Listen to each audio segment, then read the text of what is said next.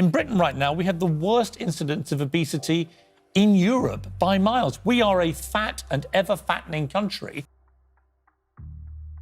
For anybody who is feeling as if they are less than, or if they don't fit the build of what's considered acceptable, just based on their body or how they look, I would say, imagine this. I'd say close your eyes and just imagine a beautiful scene.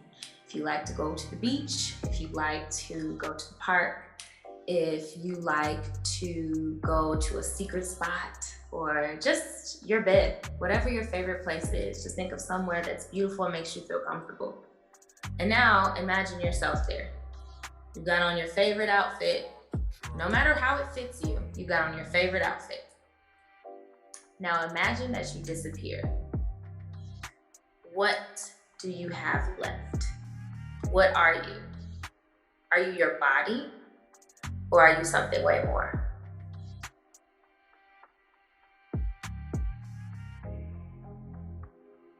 Everywhere we go, there are differences in how we look. Whether that's down to size, race, or gender, we're all different on the outside. I grew up in Zimbabwe for half of my life and the UK for the rest. I went from being a size 8 to a size 18 in a few short months of moving country, and I never felt more different than the day I began high school. That day I walked into a school where I was one of the only black kids, and it seemed one of the biggest kids in school. I fluctuated throughout my life, but have remained a big girl, and I was never okay with that. So I decided it was time to learn to love myself. Part of that process is hearing other people's stories. During this, I realized body image is a journey, and every journey is different. I spoke to various people who all shared parts of their journey with me, from flabby tummies to hench dads.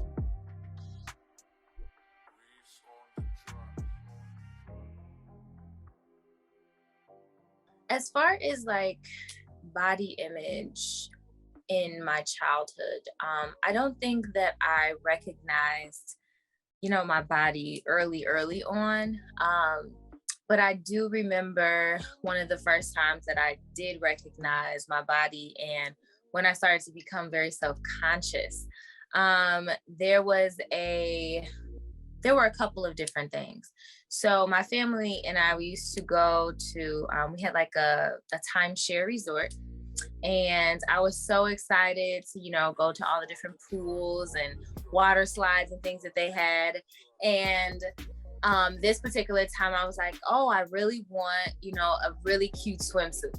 Everybody's always super excited for swimsuits, right? When the summertime comes, you get your new, swimming trunks, or you get your bathing suit, and then you're like, okay, I'm ready for summer. But this particular year, I had to be about maybe 9 or 10.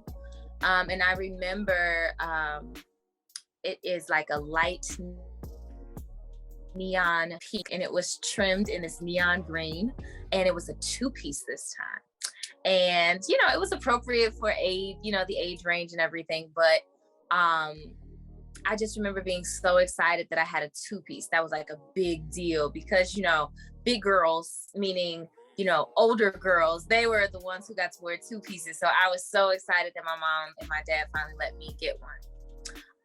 And I just remember going into my parents' room in the resort. I put it on, and there was a full-length mirror there. And that full-length mirror was the first time I think I had actually looked at myself in this particular way. I was just like, oh my gosh, like, I guess I was on the cusp of puberty, but I don't think that I realized like that I had a shape, or that I had, any pudge anywhere, or I just don't think I remember anything about that. And I'm looking in the mirror, and I'm starting to almost inspect myself. And I was like turning to the side, making sure, I don't know what I was looking for, but I was looking for something, very much something. And I'm like, okay, like it looks nice on me. Nothing's like hanging out. But I just remember that consciousness of that experience. And at that point, then I was reaching for a towel. I don't know what connection was made in my mind once I finally put that bathing suit on, but I remember that particular moment looking in the mirror. At that point, like I said, reaching for the towel and being afraid to put my towel down. I don't know like what it was that clicked in my mind, but I felt that way. Body image wise, it's in our culture, in Zimbabwean culture, it's a situation where you've got people constantly nitpicking at your body type from a very, very young age. Whether you're skinny, whether you're plus size, or whatever you are, somebody somewhere will have something to say about your body type. So throughout my whole life, I always thought I was overweight, I ate too much, etc., etc. And it wasn't until I think maybe this year that I've actually looked back at pictures and I've realized that actually I wasn't big. I wasn't the fat girl that, you know, they kept saying I was. There's absolutely nothing wrong with being the fat girl because I'm fluffy and I love it. But when you're a child, it's problematic. It is problematic for people to have something to say about the way you look. So body positivity wise, I think, body image wise, I think I had a distorted image of what my body looked like. And I think it's only these days that I'm starting to actually know what I look like, if that makes sense. Yeah. I feel like, because growing up, my dad would always watch strongman and stuff like that. He was into bodybuilding, he's quite big himself. So I think that influenced me to feel like I need to look a certain type of way. Nah, I think I struggled quite a bit. I remember having a big insecurity about the bags under my eyes and I had a massive gap in my teeth. So I feel like that had a massive impact. It wasn't really body-wise, it was mainly the way I looked in appearance. But with age, I just learned that it's either you give your, like, you just going about, or it's just gonna eat you up inside. So I've just learned to be confident in the way I am. I don't feel like I have to do anything extra at this point. It's just, if someone's around me, they're around me. If not, I can't change that. I haven't really paid attention on my body, even though, like, what you see on the TV and the movie stars and the models, you know, just one image of nice, tall and blonde, whatever. The only like reference that we had was kind of like Naomi Campbell. Yeah. Even there, it was like a long wig, whatever, you know, completely different from who I am. I'm what, 5 foot 3. I'm 5 foot 3. I'm still like 5 foot 1. Yeah, I'm still tiny, and now I love it. I don't question anymore why. Well, to be honest, my mom was tiny as well, so I don't even know why I was, so frustrated about that. I think it's just to see everybody getting taller than me. I'm like, damn, why? At that time. Now I don't mind really. I like the way I am, although I got like fibroids, and sometimes I feel a bit, if my belly is quite bloated, I feel self-conscious, like in the summer, going to the beach, I have all those swimsuits, but the ones that can cover, that bit, even though people was like, oh, wow, you have a, tiny, small, nice body. But because I know, might be in my head, of course. And I'm kind of like, okay, I need to have something that, just covers a little bit. I didn't really notice that my dad was hench until my cousins were like saying, you've got your dad's body figure, something like that. But I was actually skinny ages ago. But I was skinny, but I still had my father's features in me, but it's left me to develop it, you understand? So when my cousins were like saying, oh, my dad is hench, so that made me go back to my dad. I was looking at him, I could see his built body. He's really hench, so obviously, yeah, I feel like kind of my dad kind of influenced me. This is the first time I'm at a boarding school. First time I'm, sharing a shower with, a bunch of other people. So naturally you start to look at them, and you look at yourself, and you look at your masculine side, and these things define whether you're a big boy or a small boy. And so that's when it comes into play. And at that time, you're really thinking at a very trivial level. You're thinking about, am I big? Am I big enough? Or comparatively to my other peers, can I be seen as someone, at that age, as one to, not mess with, or to bully, if you will, because there was a lot of bullying at that school.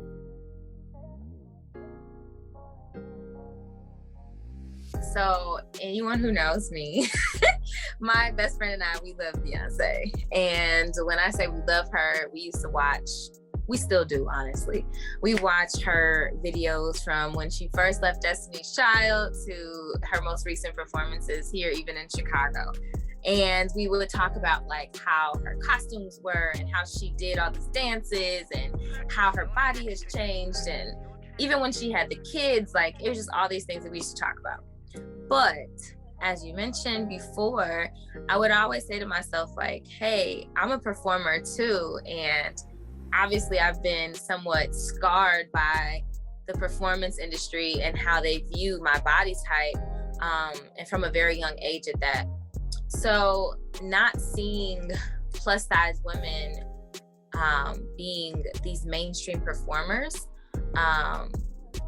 it kind of dampened my view on what I could even be. Or I always felt like any opportunity or audition I went to, if there was like a smaller girl who was, just as talented and still beautiful in her own way, like I felt like I didn't have a chance. So thankfully we have people now who are, curvier and, who are somewhat accepted, still ridiculed sometimes, but like Lizzo is an I don't care personality that I absolutely love. And sometimes people feel like she overdoes things because she's a plus size woman. But I just feel like sometimes, great things come in big packages, and her personality just happens to match what people consider big or fat or, plus sized or full figured, like whatever title they give, it's almost like it's too much to be all of that in one. But the beauty and the reality that I've, come to understand is that these same personalities reside in so many people, and it doesn't matter what, clothing size you wear. It's just who they are. And, it's beautiful to see that. And she, inspires me along with many other people that I've met or, come to know on social media platforms. And, it's just something that I didn't grow up seeing. In terms of negativity, it's the lack of representation. So the lack of seeing other people who look like me, and the, I guess, Eurofetishization. So unless you're blonde, skinny, blue eyes, like there's nothing out there for you, and that's the aesthetic you need to strive for. And in terms of it having a positive influence, it's like, I think it's from like 2019, 2018 where I started seeing people that looked like me, and a lot of people that look like you, because social media has allowed people that look like me to have a platform. So in terms of the advertisers, we bypass all of those people, and we're giving ourselves to the masses. So I've been able to see a representation of me. I've been able to see big black girls, and I've been able to see them being fabulous and, having a positive influence on other people. I think that we are a hell of a lot more exposed to what's going on in the world, but at the same time, the world has become savvy to all sorts of body sizes. Yeah. Now, more than it ever was. So yeah, we grew up in the Baywatch era where you would see the girl in the red swimsuit running along the beach. and then there was the man with the red sort of lifeguard thing that he used to run on his shoulder, and he was muscly. What was his name? Michael Hasselhoff.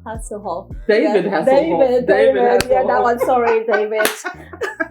Long time. We moved on. It's been a good 30 years now. Anyway, so David, he was all muscly, and handsome. But now you can go on to Instagram, pretty much any social media platform, and you see all body shapes and sizes because people are creating their own content. Yeah. And so. But at the same time, there's the Kardashian era that everybody's trying to kind of like look at them as if, wow, that's what they want to. Sorry, they're fake. Everything is fake. So, but people, especially in Africa, I know my nieces, some of them, they want, the Kardashian did that, the Kardashian done that. I was like, well, but it's not realistic. So lots of young girls, they're looking up to them like we didn't. Yeah, obviously having idols is still a thing. It's definitely still a thing, isn't it? But at the same time, I think one of the things I've tried to do as a mother, unfortunately for my children, is expose them to what I look like. So, I don't hide. If I'm in the bathroom or going to my bedroom, if I've got no clothes on, my kids have seen what this body looks like. And so hopefully they've become desensitized, Yes. And at the same time, I try to talk to them about what social media influencers have and what reality is, like you're saying, what's real, what's out there. And I think we have a lot of people in our life that give the women and boys in the family and the friends, like yourself, just good example of what normal should feel like, isn't it?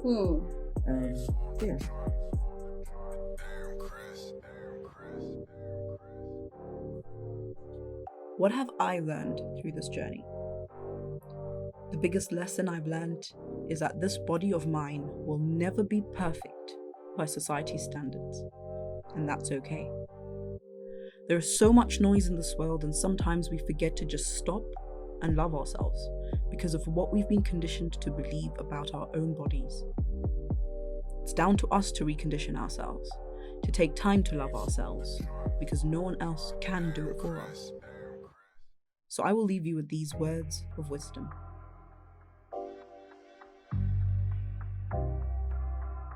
Just be nice to each other, because otherwise, life is too short. It just stops other people.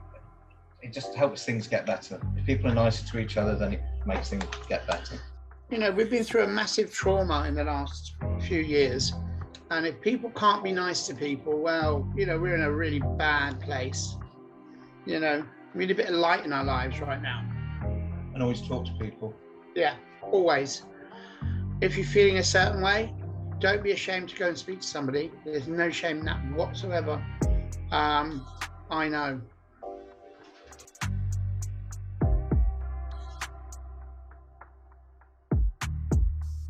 Take some time to really understand who you are beyond the physical, because the outside thing, it fades. So you need to start getting to know who you are on the inside, because you're not the body, you're the spirit, and the spirit takes many forms, and you can be whoever you want to be, and nothing such as looks should stop you in being a positive person. So start from the inside and work that outside.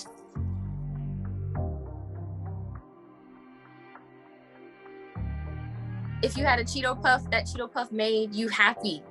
And you know what? You enjoyed it. You enjoyed the flavor of it. And it's not about the calories. It's not about the number on the scale. It's about who you are. And maybe you're, maybe you don't have the right people around you. Maybe you don't have the right things that you're filling your timeline with. Maybe you don't have someone who's pouring love into you. And at the end of the day, if nothing else was around and you just had these whimsical you just in the atmosphere, what would it be? What would it be like? And to have them think of themselves in this poetic way, I think would give them a fresh start of thinking about who they are when it comes to just their body. I would hope so.